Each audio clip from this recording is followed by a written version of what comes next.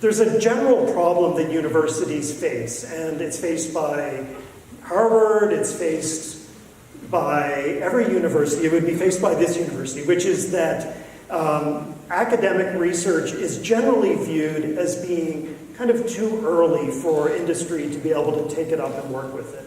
And so a typical thing that we might hear at Harvard is, clearly the work that's being done in that lab is very, very interesting, very useful down the road, but we would need it to be advanced a couple of more steps before we are able to collaborate with you.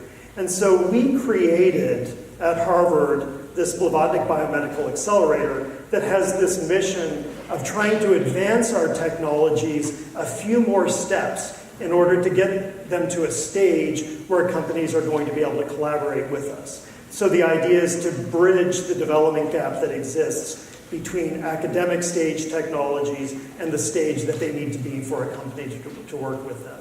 And I think this is something that in the last decade or so, more and more American universities and universities around the world are starting to realize that if they want to be effective at getting their technologies out into the real world, then they do need to focus on bridging this development gap. And so this is our solution to that problem. And this is what I'm responsible for. The goal of the program, another way to see it, is to take the groundbreaking research at Harvard and to convert it into partnerable technologies.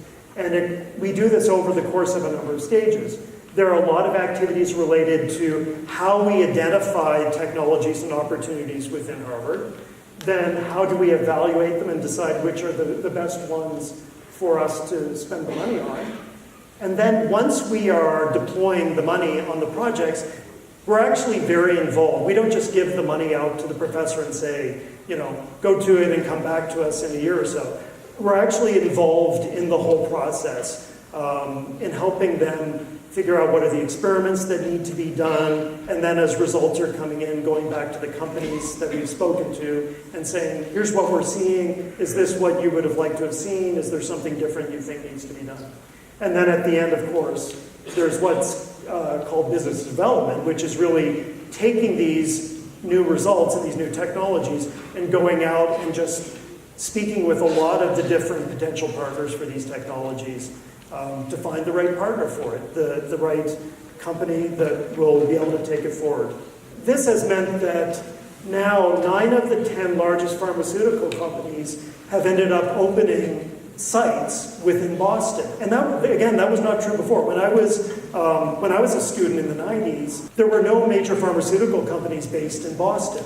They were in New Jersey, they were in Basel, Switzerland, but what's ended up happening because of the development of our early stage biotech ecosystem, then pharma has also moved in to be able to access those technologies as well. And the bottom line is that now the state has recognized that the biopharma sector jobs are really a major driver of growth within Massachusetts, and they're very, what are referred to as kind of high-quality jobs. It really has been a great success. So I think this is something to be thought about, is which of these pieces are more difficult to replicate. Some of them can be done, and I think it's just a matter of looking within each country, within each region, and think, what do we need to do in order to promote our ecosystem?